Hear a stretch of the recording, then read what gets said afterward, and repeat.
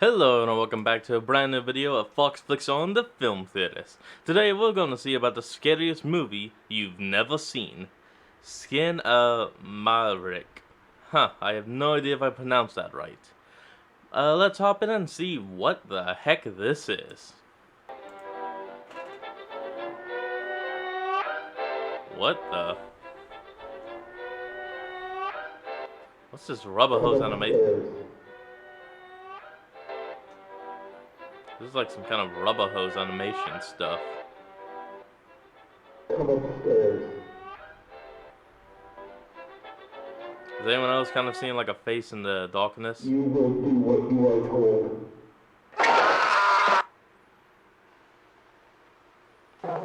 What the heck is this? Hello, Internet! Welcome to Film Theory, the show that promises to let you sit and watch public domain cartoons for as long as you want, provided you stab that subscribe button right in the eye. Now, I'm not a man with a whole lot of free time. Between launching new channels, subscribe to Style Theory, by the way, writing and rewriting FNAF timelines, being a father, and, you know, just trying to have an actual life, things can get pretty darn busy. But in what little free time I've had lately, I've been scrolling through the TikToks to see what's hip with the kiddos. And what I've seen has been nothing but pages and pages of Pedro Pascal fan cams. Do not make fan cams of school staff. Oh, you can't stop me, Pedro. I can, and I will. Oh.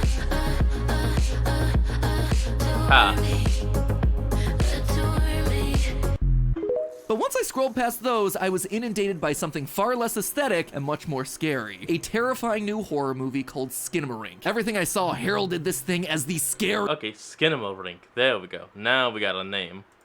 movie ever. Because some people are saying this is literally the most disturbing thing they've ever seen. And after watching it, yes. And based on the trailer alone, I was hooked. In this house, in this house, in this house. Ladies and gentlemen, we have reached peak analog horror. So, intrigued and a little bit scared, I did what any normal person would do. I sat down at 9 a.m. on a Wednesday morning with two of my employees to watch through this puppy. And boy, was it controversial. I'll be honest, this outline, it really looks like Markiplier. Well, like it's the way the head hair is like just kind of messy, but also good in a way. It's Markiplier to me. Like, I can't be the only one that sees it. Come on.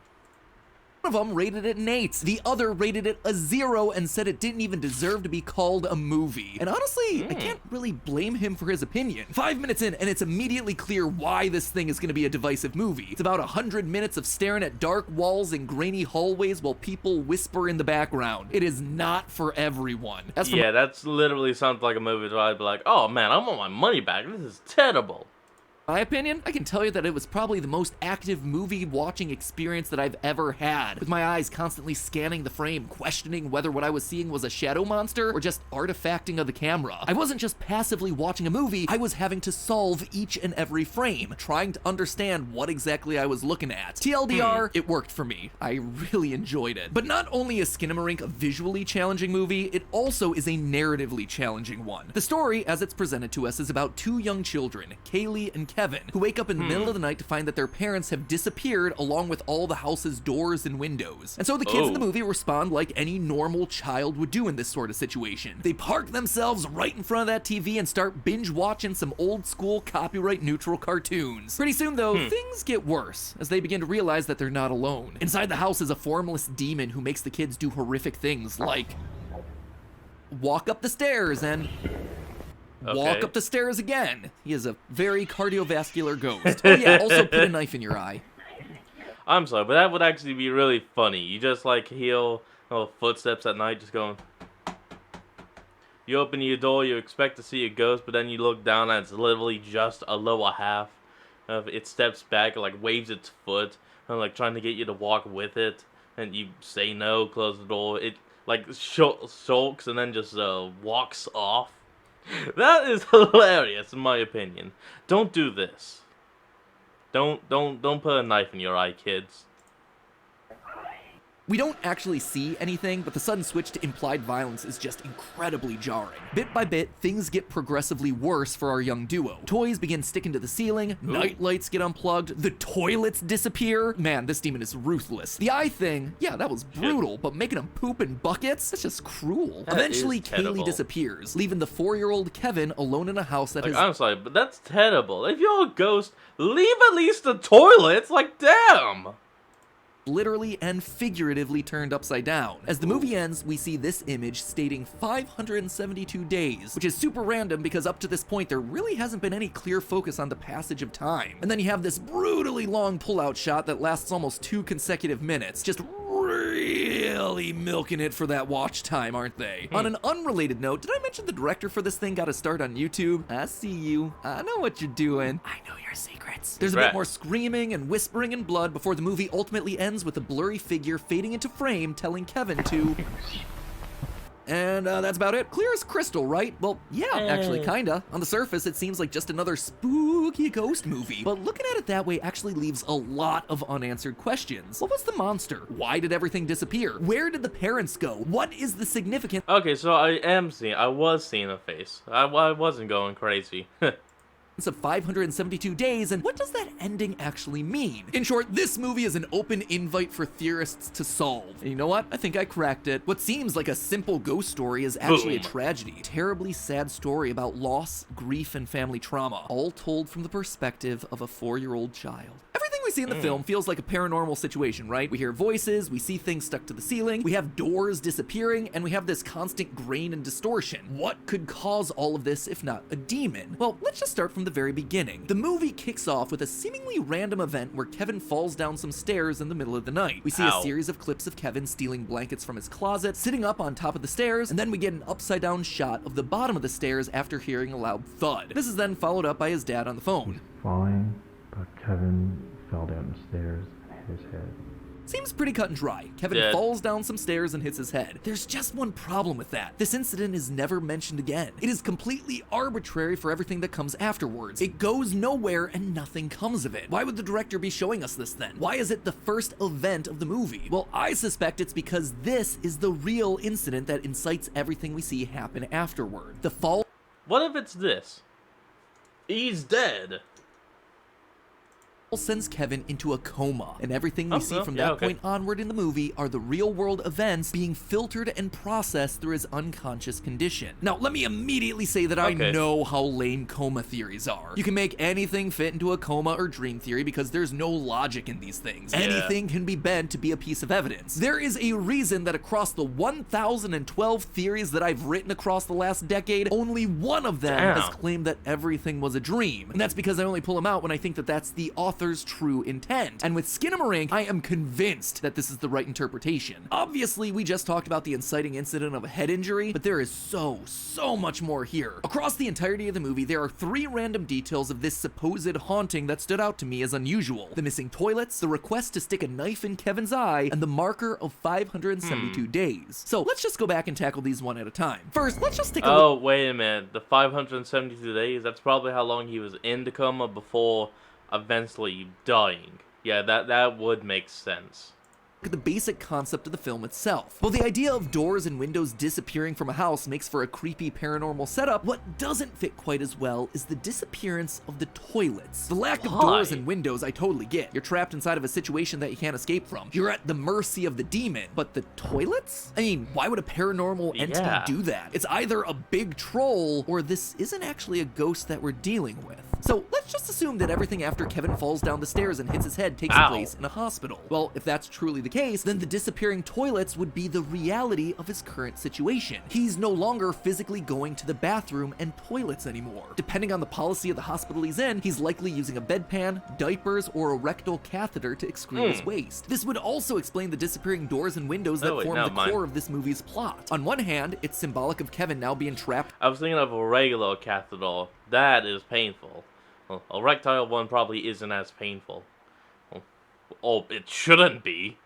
inside his own mind with no escape. That's why near the end of the movie, when he asks to watch something happy, we see visions of a door. It's a moment or a chance of escape. But the disappearing doors and windows could also literally be the hospital room around him, a claustrophobic space that's blocked off by curtains. In fact, look closer at your typical hospital room, and what do you see in each one? A TV sitting in front of the patient playing all day, every day. And what do we see in Skinamarink? A TV as a constant presence throughout everything in the film. So much of this movie is spent sitting in front of a TV, specifically public domain cartoons. It's gotta mean something, right? It does. These cartoons are the entire plot of the movie. If you take a closer look at the cartoons that play and when they play, they seem to be telling us the real story of what's happening in the movie. One of the first cartoons we see after Kevin's accident is this: a baby bird being shot out of the sky and appearing dead. This cartoon is The Song of the Birds from 1935, except there's a twist here if you watch beyond what they show in Skinamarink. When the birds go to Oh, Max Fleischer. Hey, the first master of animation.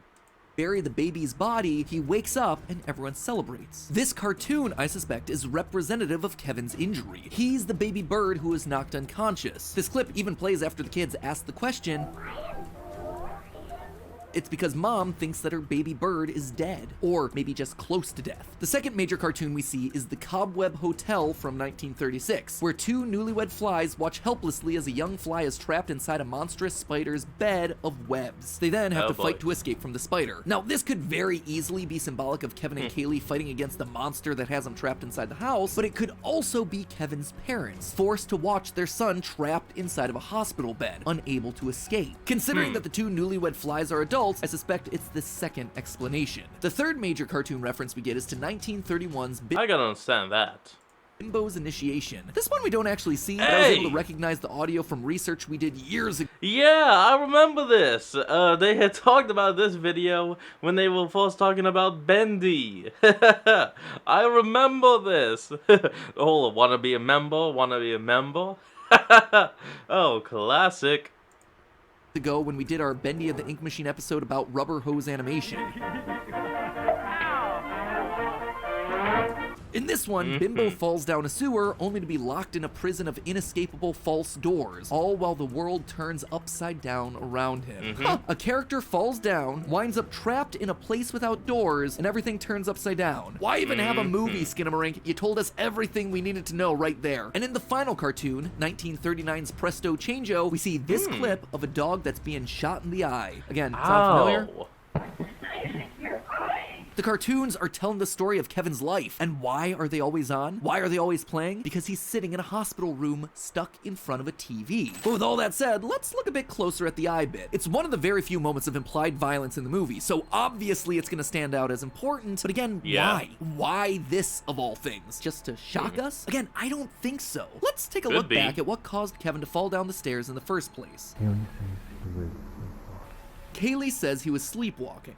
Sleepwalking, hallucinations, eye pain. It doesn't take Derek Shepard to know what's going on with this one. Kevin has a brain tumor. And yeah, that was a Grey's Anatomy reference for any of you under the age of 45. I suspect Kevin was suffering from a tumor on the frontal lobe of his brain, thereby causing him to sleepwalk, hallucinate, and ultimately fall down the stairs. In fact, brain tumors are the most common form of solid tumor inside of children, affecting about 5,000 in the US every year. What I suspect happened here was that the brain tumor caused his sleepwalking and subsequent fall. And while the fall itself might have resulted in a minor injury, considering what we hear from Dad's phone call, the subsequent hospital visit or the damage that the fall caused made the tumor issue worse, with Kevin ultimately winding up in a coma shortly thereafter. So what does all of that have to do with knives and eyes? Well, I don't think that it was just any knife we're talking about here. I think what's going on is a surgical procedure. One way to remove tumors from the frontal lobe of the brain is to perform a procedure known as a supraorbital keyhole craniotomy, a type of brain surgery where they go. To simplify that, it pretty much means they'll stick in the surgical knife past the eye. It's very close, but it's not hitting the eye. It's like just gliding against it. So be happy you're not awake for that.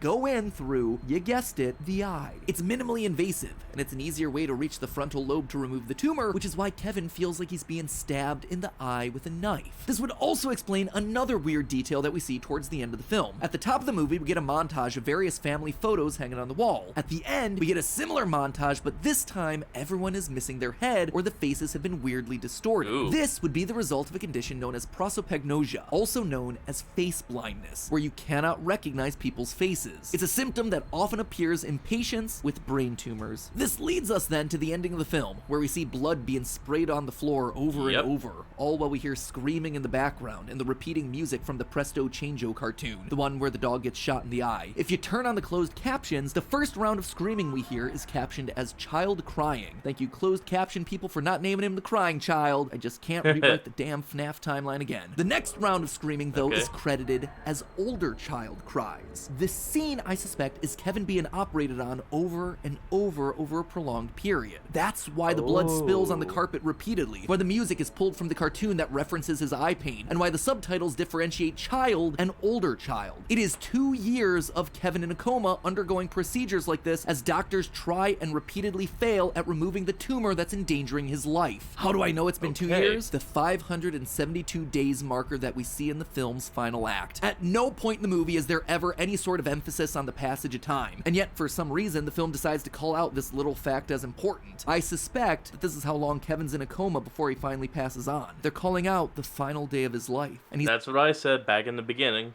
being ushered into the afterlife by his mother. You see, at the end of the surgery sequence, Kevin cries out for his mommy. He's looking to her for help, but she doesn't come. It's only in the final shot of the movie that she arrives. This blurry nightmare fuel faceless homunculus in the back, yeah, that right there is his mommy, and she's telling him to go to sleep, to pass on. Kevin is being released from his pain, and the movie ends. But why is his mom here now? Well, to understand that, we have to zoom out. You see, this whole time I've been trying to prove to you that Kevin's in a coma, and I feel real good about that conclusion and the evidence that we've presented so far. But in the process, I've been having to ignore what's happening around Kevin, specifically around his parents. This whole movie's premise is that Kaylee and Kevin's dad disappears one night. Notice that I say dad specifically and not parents. That's actually in the official movie's description. So why is dad gone? And where is mom? Well, we hear mentions of mom very sparingly. Early on, we hear the question. Shortly afterward, we spend some quality time with mom in one of the most disturbing scenes of the movie. Kaylee is brought up to her parents' room by the mysterious voice. Her dad is sitting, hunched on the bed. Kaylee looks away for a moment, and suddenly her dad is gone, replaced with her mom. After a half-hearted, hey, we're getting a divorce, kiddo style talk, we hear a very clear snapping sound. This, paired with the repeated imagery we see of dowels hanging from the ceiling, leads me to believe that their mother, oh my god, unfortunately took her own life. She was so distraught over Kevin's condition that she cries repeatedly, the family gets a divorce, and then she ultimately ends it all. This works with why we hear Kaylee asking about the crying, and why at a later point when asked about mom, she says, that's also why mom's at the end of the movie, hoping to ease Kevin into the afterlife. It's because she's there too. She's also dead. Okay, so we've established why we don't see mom, but then what explains dad's disappearance? Well, Kevin's dad just doesn't come to visit anymore. We know that Kevin's been in his hospital bed for 572 days based on the text from the end of the movie. 572 days in a coma. Almost 2 years. Dad just can't do it anymore. He disappears. There's only one person left who wants to come and see Kevin, who will sit with him and watch cartoons with him on the hospital TV, who still talks to him, Kaylee, but even she eventually succumbs to the monster.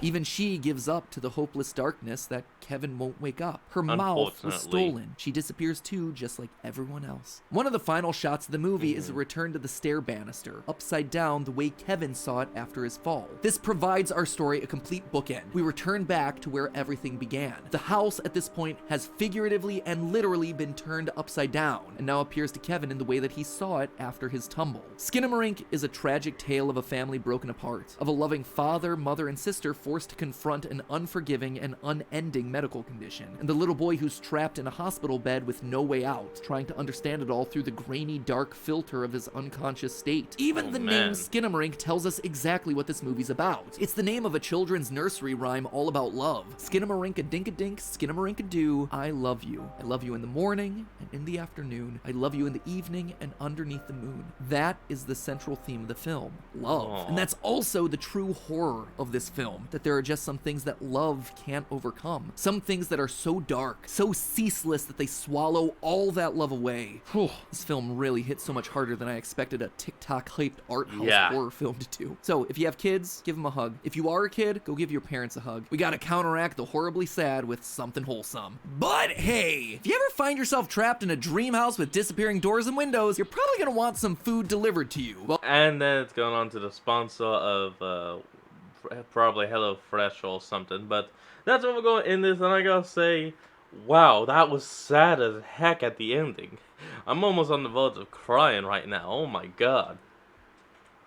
Anyway, folks, that's what we're going to end off today's video. I hope you all enjoyed. Link in the description.